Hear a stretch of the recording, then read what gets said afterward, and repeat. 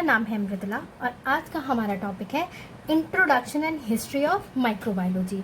तो आज के टॉपिक में बेसिकली हम देखेंगे कि माइक्रोबायोलॉजी किसे कहते हैं और माइक्रोबायोलॉजी का ओरिजिन कहाँ से हुआ था। तो चलिए स्टार्ट करते हैं। माइक्रोबायोलॉजी बेसिकली आपका लिविंग ऑर्गेनिज्म के स्टडी को कहते हैं जो कि माइक्रोस्कोपिक साइज़ के होते हैं। मतलब उन लिविंग ऑर्गेनिज्म जिसको कि हम नेकेड आई से नहीं देख सकते हैं, उनके बारे में जब हम स्टडी करते हैं तो वो आपका माइक्रोबायोलॉजी के अंदर आता है। तो हेडिंग से ही है, माइक्रो मतलब स्मॉल, बायोलॉजी मतलब लिविंग थिंग्स। ठीक है। तो ये जो स्मॉल माइक्रोस्कोपिक साइज़ के ऑर्गेनिज्म होते हैं जैसे कि बैक्टीरिया, फंगी, एल्गे, प्रोटोजोआ और वायरसेस, ये हमारे नेकेड आई से विजिबल नहीं होते हैं। ये जो ऑर्गेनिज्म हमारे लिए यूज़फुल भी होते हैं एज वेल एज ये हार्मफुल भी होते हैं। हार्मफुल इन सेंस कि वो बहुत सारे डिसीज़ जो है बॉडी के अंदर आपको कॉज कर सकते हैं, और यूज़फुल आपको फार्मास्यूटिकल फील्ड में एंटीबायोटिक वगैरह बनाने के लिए आपको यूज़ होता है। ये जो माइक्रोबायोलॉजी है मेनली कंसर्न होता है माइक्रो ऑर्गेनिज्म के फॉर्म, मतलब वो किस किस फॉर्म में अवेलेबल हैं, उनका बेसिक स्ट्रक्चर क्या है, रिप्रोडक्शन मतलब वो कैसे प्रोड्यूस होते हैं, फिजियोलॉजी मतलब उनका पूरा प्रोसेस लिव करने का क्या है, उनके बॉडी के अंदर कैसे मेटाबॉलिज्म होता है और उनका क्लासिफिकेशन क्या होता है। तो इस चूँकि ये इससे कंसर्न है तो इसमें हम के स्टडी में हम क्या क्या इंक्लूड करते हैं। तो इन्वायरमेंट के अंदर माइक्रो ऑर्गेनिज्म का डिस्ट्रीब्यूशन क्या है, एक दूसरे के साथ या फिर अदर लिविंग ऑर्गेनिज्म के साथ माइक्रो ऑर्गेनिज्म के क्या रिलेशंस हैं, फिर ह्यूमन बीइंग पे क्या इफ़ेक्ट पड़ता है, मतलब वो हार्मफुल इफ़ेक्ट प्रोड्यूस करते हैं या यूज़फुल इफ़ेक्ट प्रोड्यूस करते हैं, और ह्यूमन बीइंग के साथ साथ ही हम प्लांट और एनिमल्स पे भी उनके इफ़ेक्ट को स्टडी करते हैं। उसके अलावा वो फिज़िकल या केमिकल क्या चेंजेस कर सकते हैं एनवायरनमेंट में, और उसके अलावा उनके फिज़िकल और केमिकल एजेंट्स जो प्रेजेंट होते हैं उनके साथ उनका क्या फिज़िकल रिएक्शन वो प्रोड्यूस करते हैं। माइक्रोबायोलॉजी जो है वो प्योर हो सकती है या फिर अप्लाइड हो सकती है। In sense pure in sense जो ओरिजिनल फॉर्म में इन्वायरमेंट में प्रेजेंट है, और अप्लाइड इन सेंस की जो माइक्रोबायोलॉजी के प्रोसेसेस हैं उसको जब हम अप्लाई करते हैं किसी स्पेसिफिक फील्ड में।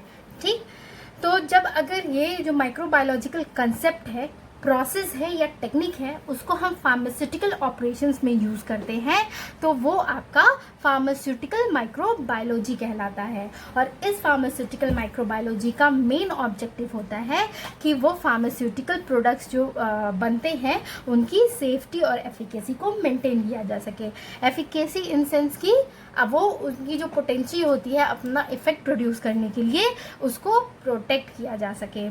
लुइस पैस्टर जो है उनको माइक्रोबायोलॉजी का फादर कंसिडर किया गया है, मतलब रिगार्ड वही उनको ही कहा जाता है कि उन्होंने ही माइक्रोबायोलॉजी का इन्वेंशन किया है, डिस्कवरी किया है, ऐसा कह सकते हैं। और जो रॉबर्ट कॉच हैं वो आपके मेडिकल माइक्रोबायोलॉजी इन सेंस की माइक्रोबायोलॉजी के कंसेप्ट को मेडिकल फील्ड में आपको जिसने डाला था वो है रॉबर्ट कोच। तो ये आपका एक जनरल इंट्रोडक्शन की माइक्रोबायोलॉजी क्या है और उसके अंदर हमें क्या पढ़ते हैं और वो कहाँ पे अप्लाई होता है। तो चूंकि हम फार्मा के बारे में कर रहे हैं तो इसलिए हम फार्मास्यूटिकल माइक्रोबायोलॉजी के बारे में ही बात करेंगे। अब हम देखते हैं कि माइक्रोबायोलॉजी का ओरिजिन कब हुआ। तो माइक्रोबायोलॉजी जब तक कि माइक्रोस्कोप का इन्वेंशन नहीं हुआ था तब तक माइक्रोबायोलॉजी जो है वो एग्जिस्ट नहीं करता था, क्योंकि माइक्रोस्कोप ही ऐसा इंस्ट्रूमेंट है जो उन चीज़ों को जो कि हमारे नेकेड आई से विजिबल नहीं होते हैं उनको देखने में हेल्प करता है। तो जैसे ही माइक्रोस्कोप का इन्वेंशन हुआ वैसे ही लोगों को पता चला कि एक माइक्रोबियल वर्ल्ड भी एग्जिस्ट करता है हमारे इन्वायरमेंट में। जो प्रिंसिपल था माइक्रोस्कोप का वो जो है एक्सीडेंटली डिस्कवर हुआ था जैकेरियस जैनसन, जो कि एक डच स्पेक्टिकल मेकर था, मतलब स्पेक्स बनाता था। 1609 में उसने माइक्रोस्कोप का एक्सीडेंटली डिस्कवरी कर दिया था। उसके बाद रॉबर्ट हुक ने, जो कि एक इंग्लिश साइंटिस्ट थे, उन्होंने एक कंपाउंड माइक्रोस्कोप बनाया जिसमें कि मल्टीपल लेंसेज यूज हो सकते थे, और वो आपको और जिसकी वजह से हमें जो माइक्रोब्स के वर्ल्ड है उसकी डिस्कवरी में हेल्प हुई। उसके बाद आए Antonie van Leeuwenhoek. Antonie van Leeuwenhoek जो साइंटिस्ट थे, उन्होंने सबसे पहले और सबसे एक्यूरेट डिस्क्रिप्शन दिया था कि ह्यूमन बीइंग के अंदर जो रेड ब्लड सेल्स प्रेजेंट होते हैं उसका शेप क्या है, और उसके साथ ही उन्होंने कहा था कि जो डिसीज़ होते हैं वो कुछ लिटिल एजेंट्स की वजह से होते हैं, जिसको उन्होंने नाम दिया था एनिमल क्लूज।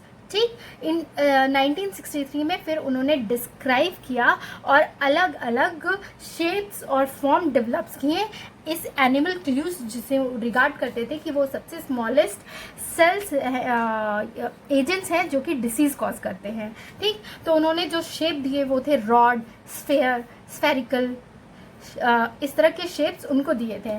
उसके अलावा उन्होंने डिस्कवर किया bacteria, protozoa, algae, east, erythrocytes और स्पर्मेटोजोआ के मेजर क्लासेस को।